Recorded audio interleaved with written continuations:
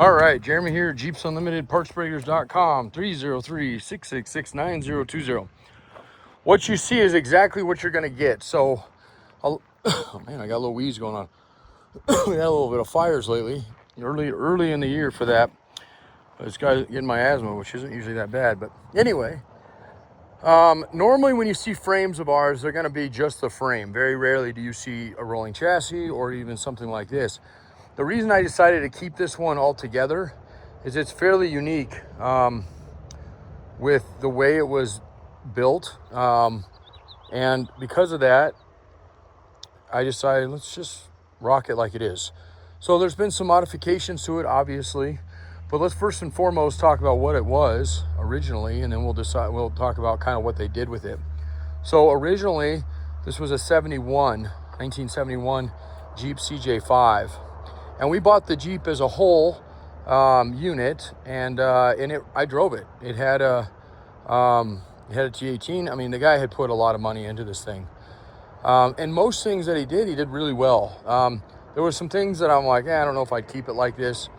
For example, the hoops on the front for the shock. So it would be really easy to go back to a standard shock mount if you decided that was too overkill. The reason I don't like these hoops isn't necessarily because they didn't function well. I mean, he did design it really well the way it functioned, but because you have to cut your fenders for them.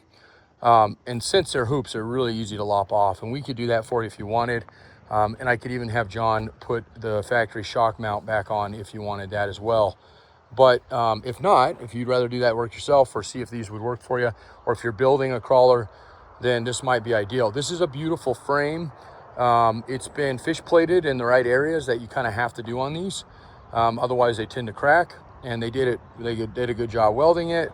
And they did further than they need to. Most of the time when they reinforce these, they just get reinforced in this area, and you can see the fish plating here and here. That's typical, right? And it's usually because you go from a open C-channel frame to the boxed area, and that provides a very good weak spot in the frame, and so they crack right there usually on both sides. So the good news is it looks like they did it before it cracked, and if they don't do it, they usually do it after they crack, but it's much better to do it before. The nice thing is they fish plated, the start is here, but they carried it all the way to the front on this thing, which is awesome, because really that's the best thing to do. We talk a lot about boxing the whole frames in. We talked about it yesterday on another frame we listed. It's not necessary on the back half, although it is something that we like to do. Is just to finish it off in the rear. One of the nice things about not having it fully boxed in the rear is you can run all your lines through it. Your brake lines, your fuel lines, it's really easy to do in a C-channel. And this is the way they come. So everything you see here on the inside and on the inside going forward is the way they come factory, okay?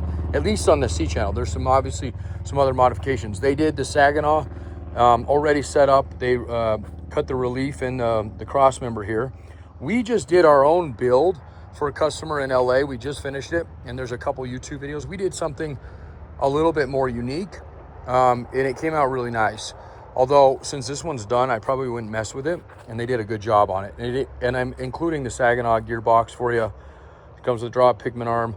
There's a rag joint in here, which means this is probably off of this intermediate was probably off of a Chevy. So if you have a 7071, you're going to have raw steering, which I'm not going to get into all that. If you don't know exactly what I'm talking about, it's basically your gearbox is at the very bottom of your steering shaft that comes out of your steering column. And this is your pivot spot for essentially a pitman, I guess you could call it. I don't even know what they used to call them. The selector shaft, whatever it is. But anyway, actually here it is here. This is where your radiator support comes down. So it's here, and then it's just a funky steering. It doesn't work very well.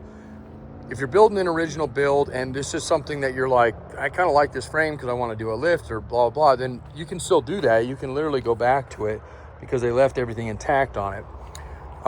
If you don't like that stuff, you just lop it off. And that's probably what most people do on them. But the fact that it's there is kind of nice as well. Okay, and then the bumper I'm including. This is a cool looking bumper. It's got a winch mount on it. Had a winch on it when we got it. We sold it. We do have winches sometimes available. And then we got a swing out tire carrier that is mounted on the rear of it. So you got a nice swing out here to mount an oversized tire to. This thing does, I just washed it, but it does open and close like it should. And then it's got the D-rings on the rear. And then this guy, let's see if I can get it to do it without having both hands. There we go. Okay, you can lift up a little bit and then it recesses in there and you're good to go. Okay, so those things are kind of the accessory side of it. And then the upgrades on it are obviously the gearbox. If you have a 72 to 75 Jeep, this one will not work very well unless you switch your nose over to the earlier style, which are the slightly shorter fenders. And then you could use this frame. And then everything else is pretty much the same. But the 72, 75 frames, which we happen to have one right now, we actually have two, one's modified. You probably should just call me on that first to see if that one's still available before you go down that road of having to use this one on this, because they already had this style gearbox mounted. It was obviously not power, but you can convert to power. So let's just stick with this being a upgrade for somebody who has a 55 to 71 CJ, and this will work pretty much bolt on for those. You might make some slight modifications on some earlier ones, but all in all, this is basically the same. It's definitely the same width and shape and narrow, length and all that stuff. So, okay, other upgrades that this thing has, and you don't have to do this one, but it's already they've cut out the rear cross member here. It used to be a V. Yours will have a V if yours is factory. And they cradled what you can put a fuel tank here, which gives you two things. One, it gives you the peace of mind that you're not sitting on a potential fireball, because on these, obviously, the gas tank is underneath the driver's seat, along with potential fumes and whatnot. I mean, some people, if you're just driving it to parades and stuff, not a big deal. But if you're wheeling in it, it is a big deal. Driving it on the freeway, it is a big deal. It's a safety thing. I mean, you literally get into somebody T-bones you or something, you got gas right underneath your ass. So the other big thing though is this gives you a lot more capacity, because you can put a 15. You could actually modify this and probably get a deep 20 in here and drop these down a little bit. So that's a potential, but definitely at least the 15. Okay. And then they did some shock upgrades as well for you, or excuse me, not shock upgrades, leaf spring upgrades. So not only are leaf springs better, you can see them, they're wider, they're more heavy duty spring on these. They went to the later style. These are probably, could be CJ, they're probably YJ would be my guess, because that's usually what people like to use on these, which give you a lot more structure, stability, just rigidity, everything. So, but the other thing is you got a nice shackle in the back. The front though is the next upgrade that this frame got, because it's got a shackle reversal already on it. And again, there's plenty of information out there of why you want this. It just rides and flexes a million times better. The comfort is amazing. If you just did it for comfort alone, you'd be amazed. These shackle reversals, you don't see them very often on old CJs, but it is a really, really good option. You see a lot more of them on the YJs, because it's such a more modern Jeep, the first thing they do is, how can I make this thing ride a little softer? And that's a big, big addition. Plus they give a little bit of you get a little lift out of it. And all in all, this thing had a fairly good size lift on it, but it was because they were spring over, and you don't have to set this thing back up that way. You could go back to spring under and actually end up with a great ride out of it, but it would stick. It would definitely be more of a stance that you may like better. Now, the only thing with that is you may have to change your spring arch if you go to spring under. I get those confused, spring under. And only because the whole point of doing this and the way they set this up is for flex. So these are gonna be more ideal if you set this up the way it is with spring over. That's part of the reason they had this big drop pitman and stuff on it. But again, a lot of people for more of a roadworthy vehicle and stability, it is a lot more, and a little bit more of a creature comfort to have them and they're stronger for spring under. So it's possible. I'm not saying it's not to roll an axle, but you can see how much, there's not a lot of room under there to do that. So it may work fine, but just as a forethought is you may end up having to re-arch or even go into a bigger arch on these to do that. So that's that, okay? And they did move these. I mean, these are much longer springs than a factory CJ has. And again, when you do that, you get a lot more ride comfort out of it. So again, if you like this setup, but you're not wanting some huge lift, which is the spring over is gonna give you like 4 inches just with the spring over, then the way to do around that would be to, I would suggest sticking with the length, but just finding a tighter arch on them, which is gonna get you lifted up again too. So it might be kind of counterproductive to go that route.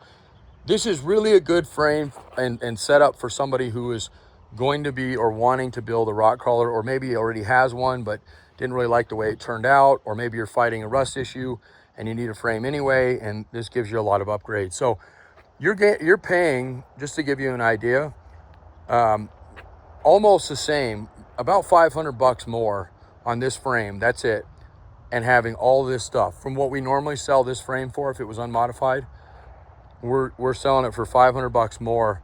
And that's not even a fraction. I mean, the springs, if we sold them off, the swing out tire carrier with the bumper, the fab front bumper, you know, there's probably 1,500 bucks worth of parts there for us if we were to pull all this stuff off.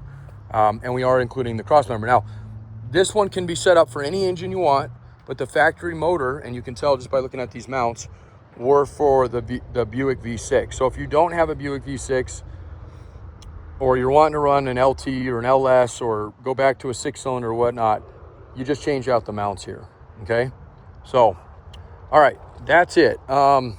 There's no really need to look up under it, although I'd be happy to, and since we're doing kind of a thorough job, we might as well. Let me get this thing fired up here, and I'll lift it up in the air and give you the bottom side view. I love these new phones. For the most part, sometimes they drive me crazy, but there's a pause function now, which is awesome. So I didn't wash, I should, let me wash this thing real quick, because I only washed the top side, and there's a little bit of dirt. I want you to see this thing. The whole point of this video, if you haven't already could tell, is so you can see this frame as if you're standing here next to me, inspecting it with a fine-tooth comb. That's what I want you to do, because I want you to be happy when it shows up. And in 23 years of selling Jeep parts, 18 of those years selling Jeep frames and tubs, I've never once had somebody call, complain, say I want to send this back and I don't want to start. So part of that is I'm getting your, what I call like your final approval, your thumbs up, before we load this on either my truck or a hot shot, and says, yes, that's definitely what I want, and I've looked it over and it is exactly what I've been looking for. All right, wasn't that bad, but figure, like I said, now it's all drippy, but you can get the gist of it. I mean, there's no rot, and that's the main thing. I mean, you know, why buy another frame if you're already dealing with that somewhere? The other thing is too, is just seeing, you know, how much beefier knit, you know, how much more beefy did they make this frame? You can see they plated up here. They plated, this is that long plate I told you about earlier.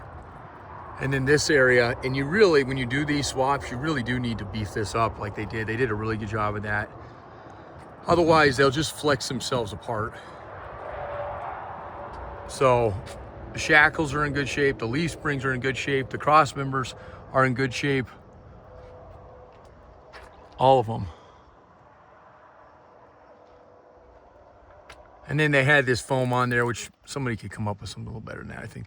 To be honest with you, I would probably put a skid under this. You can fit it. The only thing they may have done, because of the way that they did these widths, we did wides on the other one as well, but that might, I don't know, I don't think they're that wide. That might be why they did this. And it's not bad, it's structurally good. And if it's not, you know, if it's a wheeler, then it's perfect. And it's super easy to drop too, which is nice, because the factory ones are kind of a pain. They lip underneath things. So you got to pull a lot more to get them off than just the normal stuff. So anyway, I got to take some photos, finish it up. That way I'll get it listed. The video will go live probably about a week before the ad goes up.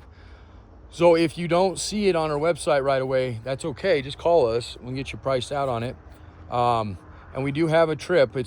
I said it's going to be middle of June, but we're already halfway full. And I think they sold 2 more tubs and frames this morning. So the way that works, that'll be my last trip personally. Then we'll have hot shots that we know, that we have on rotation. That trip is going to be no later than around the 15th of June, but it could be as early as we fill up. So we fill up April, I'll come out in May. I don't think we'll fill up before then, but it's possible. This is our busy time of year. So, and like I said, I would say of the probably 10 things that are going on this trailer, 5 of those sold just in the last few days. So, okay. Again, 303-666-9020, partsbreakers.com. Thanks for hanging out and taking a look at this thing.